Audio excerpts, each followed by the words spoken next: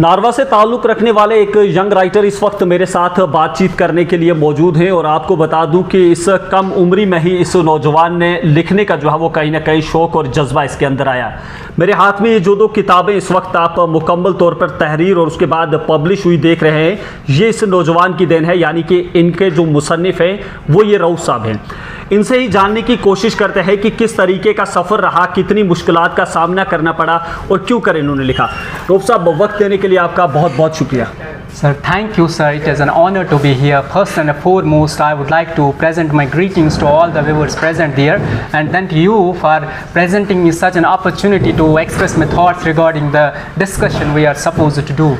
रऊफ़ साहब, हमने अक्सर सुना है कि जब भी कोई नौजवान, जब भी कोई शख्स लिखता है, या तो वो आप बीती लिखता है या ज़िंदगी में उस पर जो है वो कहीं ना कहीं उस तरीके के हालात का सामना रहता है, या फिर वो किसी शख्सियत से मुतासिर हुआ होता है। आपके लिखने के पीछे का क्या सफ़र है, क्यों कर आपने जो है वो लिखना बेहतर समझा?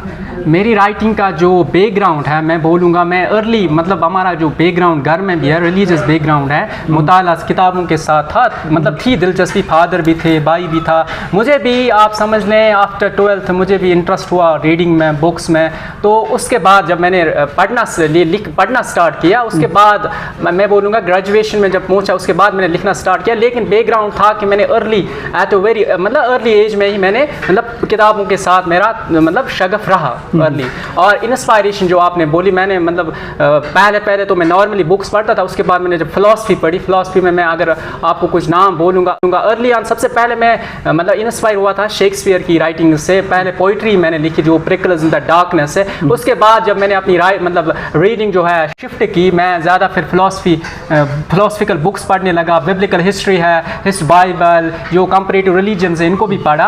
और जब मैं फ़िलासफ़ी में बोलूँगा, फ्रेडरिक नीचे है, जैसे एल्बर्ट कामू है, या डोस्टोस्की है, या इसके बाद जो अगर मैं इस्लामिक वर्ल्ड की बात करूँ, यहाँ पे अल गज़ाली, ये जो है इब्न रुश्द है, या इब्न सीना, ये राइटर्स है, इन्होंने मुझे बहुत इंस्पायर किया, इनकी राइटिंग्स मुझे बहुत अच्छी लगती है। ये बैकग्राउंड है जो इंस्पायरेशन का है। अगर बात करेंगे जिस तरीके से आपने कहा, मैं काफ़ी जो है वो कहीं ना कहीं आपने लिटरेचर का नाम लिया, काफ़ी किताबों का जो है वो आपने यहाँ पर जिक्र किया, उनसे मुतासिर होकर जो है वो मैंने लिखना शुरू किया।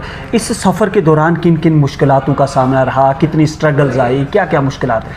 अर्ली ऑन में बोलूँगा, जब मैंने पहले लिखना स्टार्ट किया, मेरी राइटिंग्स मुझे लग रहा, मैं जब पोइट्री लिखता था मुझे लग रहा मैं प्रोज लिख रहा हूँ, यानी सेटिस्फाई नहीं था, मैं खुद को छुप के ना वो पोइट्री रखता था।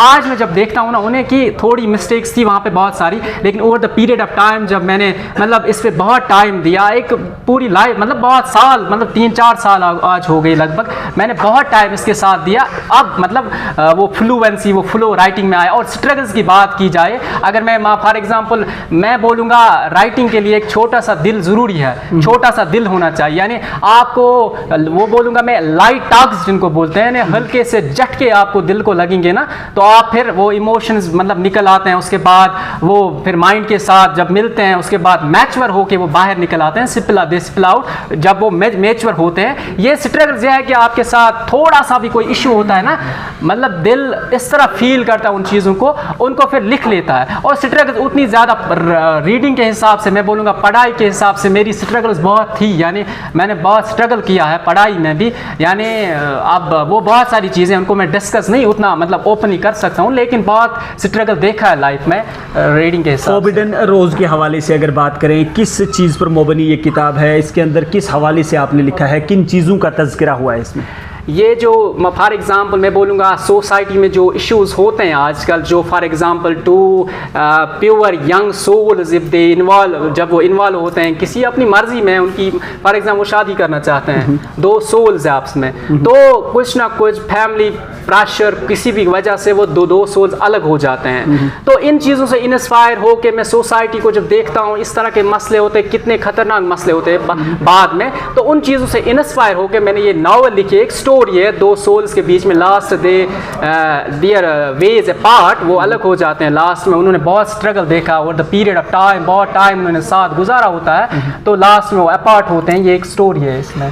सोशल मीडिया का दौर है, फेसबुक, इंस्टाग्राम, मुख्तलिफ जो है वो सोशल मीडिया एप्लीकेशंस इस वक्त हैं, जहाँ पर हमारे नौजवान जो है वो कई अपना जो है वो कीमती वक्त जो है वो सर्व करते हैं।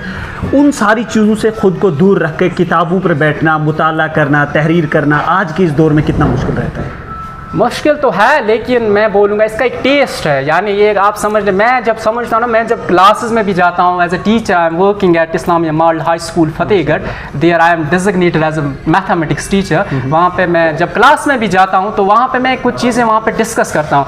फॉर एग्जांपल इस हवाले से जो आपने अभी पूछा कि जो मैं बोलूँगा कि है, लेकिन मैं ये समझता हूँ कि ये जो आपने बोला कि सोशल मीडिया मतलब से हट के आपने टाइम देना मुताला का, रीडिंग का, मैं बोलूँगा इसका एक टेस्ट है अपना, ये एक अलग ही रिलम है, एक अलग ही दुनिया होती है। वंस इंसान इसमें आ जाता है ना, इंसान को बस कुछ नहीं, मतलब इसमें इतना टेस्ट है, रीडिंग, बुक रीडिंग ना, इंसान आवर्स पढ़ सकता है ना, कोई मसला नहीं है। यानी अच्छे से इंसान फील, मतलब सोशल मीडिया से आपको टेंशन होती है कब मैं बुक खत्म करूँ, मैं दूसरी बुक पढ़ूँ, ये मतलब इंसान के एक माइंड में जब इंसान इस रिलम में आ जाता है, इंसान फील करता है ये सब चीज़ें। तो जब मैं बोलूँगा अगर आप, मैं उनको नसीहत, मतलब आप बोल रहे हैं कि मैं सजेस्ट क्या करूँ उनको, तो वंस अब जो स्टार्ट करेंगे इनिशियली उनको मतलब प्रॉब्लम होगी, पूरा टाइम नहीं दे पाएंगे वो बुक्स के साथ रीड, मतलब अच्छे से टाइम नहीं दे पाएंगे रीडिंग को। लेकिन वंस इंसान इस रिले में आ जाता है ना, तो इंसान को अलग ही दुनिया लगती है, इंसान को इसमें टेस्ट आता, आवर्स इंसान बैठता है किताबों पे और मज़ा, मतलब एक टेस्ट आ जाता है इसमें। आखिरी सवाल है मेरा, आपसे पूछना चाहूँगा कि अगर बात करें इस किताब को जो है वो बाज़ाब्ता तौर पर इस वक्त प्रिंट किया गया है, एक जिल्द की सूरत में ये मौजूद है, लेकिन आजकल जो है वो कहीं ना कहीं हमारे पास मुख्तलिफ ऑनलाइन प्लेटफॉर्म्स हैं, क्या आज तक आपकी किताबें जो है वो उन प्लेटफॉर्म्स पे भी दस्तयाब हुई हैं? जी, ये जो दोनों बुक्स है, पहली बुक जब last year I would say around I think in November, ये फर्स्ट बुक पब्लिश हुई थी, फ्रिकल्स इन द डार्कनेस, तो ये अवेलेबल है अमेजोन पे। और ये बुक जो है Hobbit and Rose recently publish हुई, ये भी अमेजोन पे अवेलेबल है। ये दोनों बुक्स अवेलेबल है। एक मुख्तसर पैगाम नए राइटर्स के लिए जो इस वक्त लिख रहे हैं या लिखना चाहते हैं?